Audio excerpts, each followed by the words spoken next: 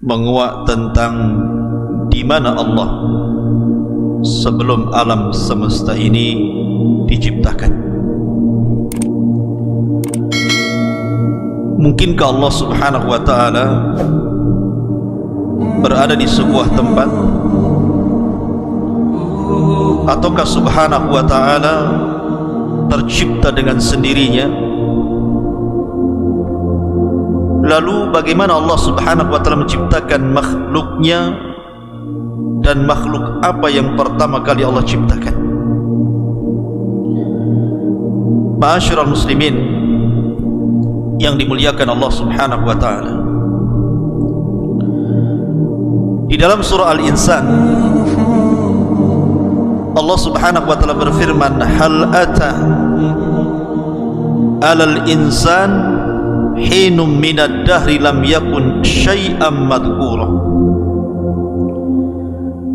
Bukankah pernah datang kepada manusia waktu dari masa yang ketika itu belum merupakan sesuatu yang dapat disebut? Dari ayat ini, ketika Allah Subhanahu wa ta'ala mengatakan lam yakun syai'an madhkura,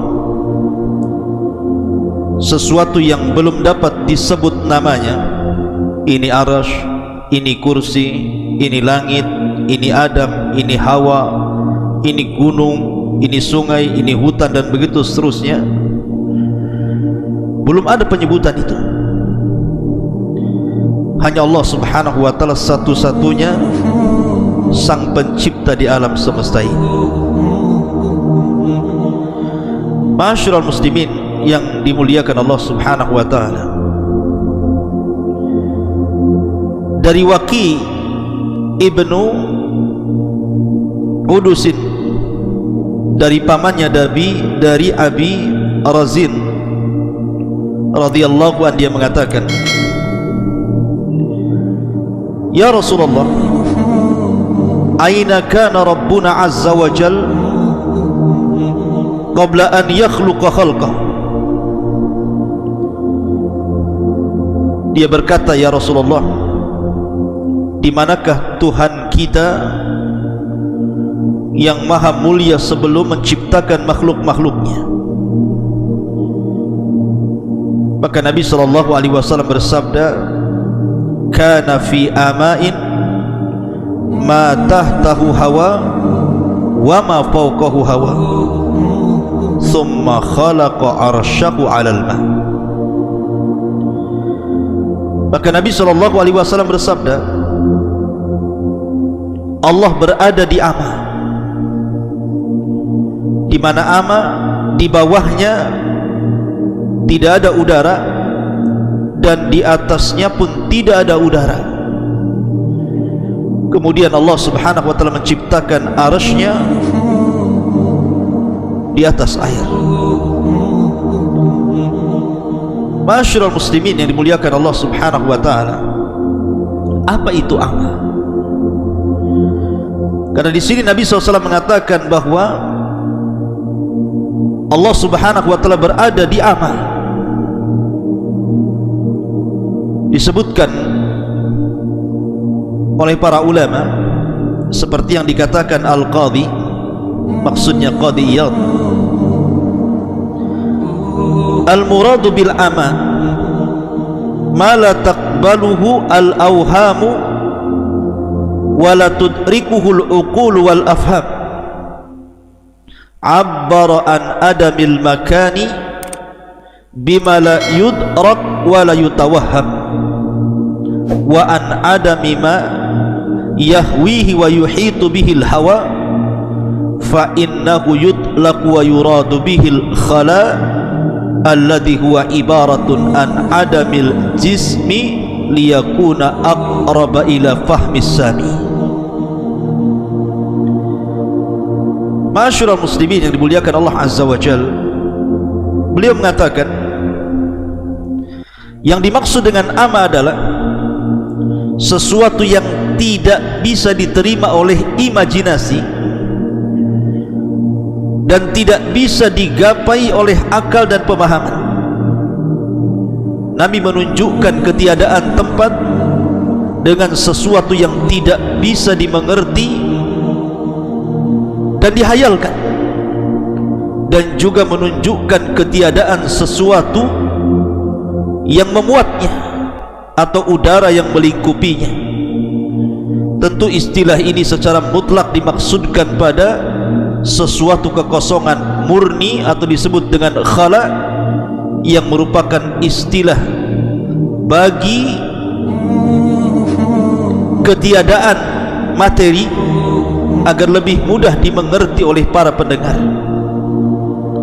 Intinya bahwa sebelum Allah Subhanahu wa ta'ala menciptakan makhluk-makhluknya, sebelum ada saya, sebelum ada Anda, sebelum ada Adam, sebelum ada Hawa, sebelum ada langit dan bumi, bahkan sebelum ada langit, kursi, bahkan sebelum ada arasy, maka Allah Subhanahu wa ta'ala berada di ama. Dan ama itu diambil dari umyun, artinya buta. Orang buta itu, kalau Anda memejamkan mata, kira-kira apa yang Anda lihat? Kegelapan, bukan?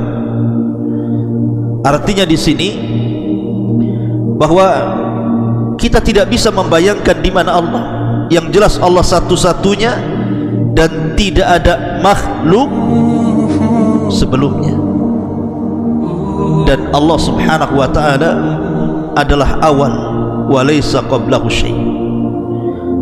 Allah adalah yang pertama dan Allah tidak didahului dengan ketidakadaan. Makanya dalam Sahih Bukhari Nabi SAW bersabda, kana Allahu wa lam yakun syai'un ghairuhu. Allah telah ada dan saat itu tidak ada apapun selain Allah Subhanahu wa ta'ala. Ma'asyiral muslimin yang dimuliakan Allah Subhanahu wa ta'ala, dalam sebuah hadis dari Imran ibn Husain radhiyallahu anhuma, dia menceritakan suatu ketika aku berada di sisi Nabi sallallahu alaihi wasallam, tiba-tiba datang sebuah kaum dari Bani Tamim, dari Yaman. Faqala, maka Nabi sallallahu alaihi wasallam mengatakan, aqbilul busyra ya Bani Tamim. Qalu basyartana fa'tina. Fadakhala an-nasu min ahli al-Yaman.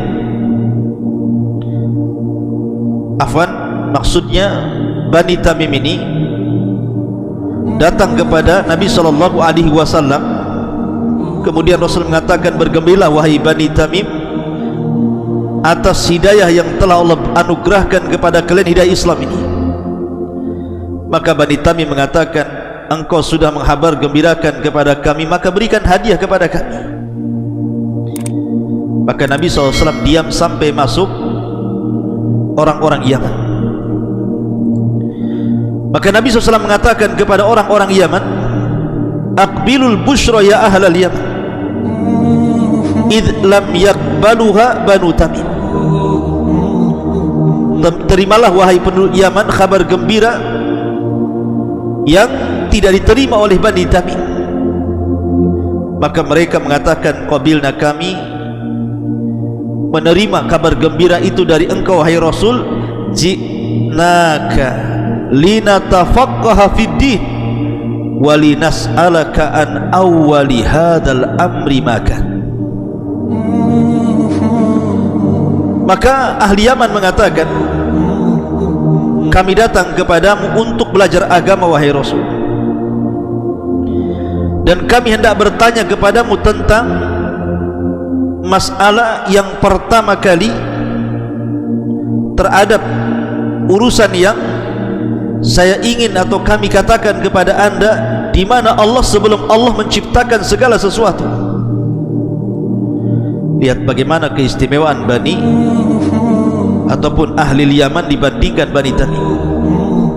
Bani Tamim minta hadiah, minta harta, minta dunia, tapi ahli Yaman tidak minta itu. Dia hanya minta ilmu kepada Nabi SAW, dan yang pertama bertanya soal di mana Allah sebelum Allah menciptakan segala sesuatu. Ini pertanyaan yang berbobot, ikhwan. Maka Nabi SAW mengatakan, kana Allahu wa lam yakun syai'un qabla. Adalah Allah Subhanahu wa ta'ala, dialah satu-satunya, dan sebelumnya belum ada sesuatu. Wa kana arsyuhu 'alal ma', dan arsynya Allah berada di atas air. Thumma khalaqas samawati wal arda wa kataba fi dzikri kulli syai'in. Kemudian Allah ciptakan langit dan bumi, dan Allah catat fi dzikri kulli syai', pada lauhil mahfuz segala sesuatu yang akan terjadi. Dari dua riwayat, Imran ibn Husain dan juga riwayat yang pertama yang saya baca tadi,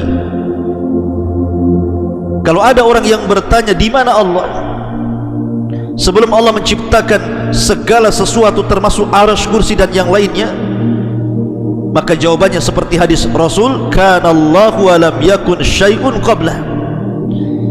Maka Allah satu-satunya dan belum ada sebelumnya sesuatu yang mendahului Allah Subhanahu wa ta'ala.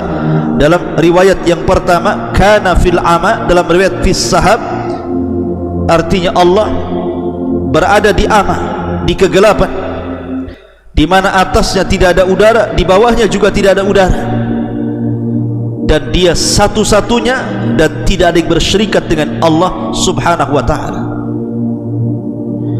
Ma'asyiral muslimin yang dimuliakan Allah Subhanahu wa ta'ala, makanya kita teringat dengan doa Nabi sallallahu alaihi wasallam, Allahumma rabbas samawati sab'i wa rabbal arshil azim, Rabbana wa rabba kulla syai'in, faliqal habbi wan nawa, munzilat taurati wal injili wal furqan, a'udzu bika min syarri kulli syai'in anta akhidun binasiyatihi, Allahumma antal awwal falaysa qablaka syai'un, wa antal akhir falaysa ba'daka syai'un, wa antal zahir falaysa fawqaka syai'un, wa antal batin falaysa dunaka syai'un, iqdi 'anna ad-din wa aghnina minal faqri, iqdi 'anna ad-daina wa aghnina minal faqri. Ya Allah, Rabbnya langit yang 7 dan Rabb arsy yang agung, Rabb kami dan Rabb segala sesuatu yang membelah biji-bijian dan biji kurma, Rabb yang telah menurunkan Taurat, Injil dan Quran. Aku berlindung kepadamu dari kejahatan segala sesuatu. Engkaulah yang memegang ubun-ubunnya, ya Rabb.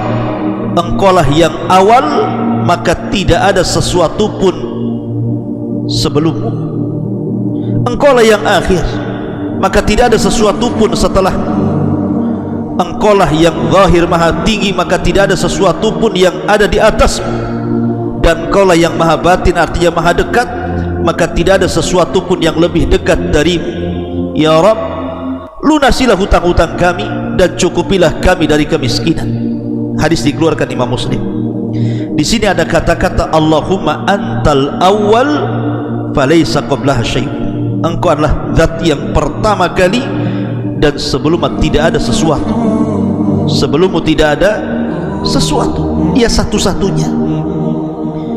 Dia tidak tercipta dengan sendirinya, karena mustahil. Kalau seandainya dia tercipta dengan sendirinya, berarti ada makhluk menyatu dengan Khalik, dan ini muhal, mungkin, mustahil, tidak mungkin. Ma'asyiral muslimin yang dimuliakan Allah Azza wa Jalla, baru setelah Allah Subhanahu wa ta'ala menciptakan makhluknya, dan pertama kali yang diciptakanlah arsy-Nya, kemudian qalam, kemudian Allah letakkan arsy-Nya di atas air.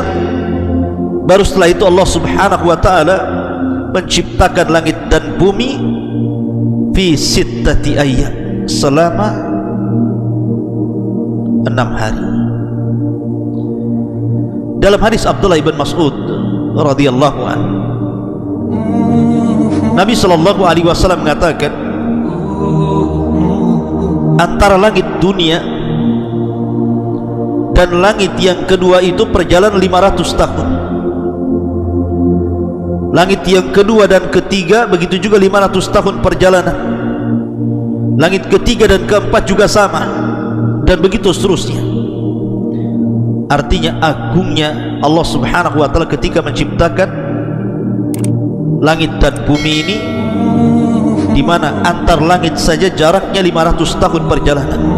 Bagaimana yang menciptakannya? Kemudian juga dalam riwayat Nabi SAW mengatakan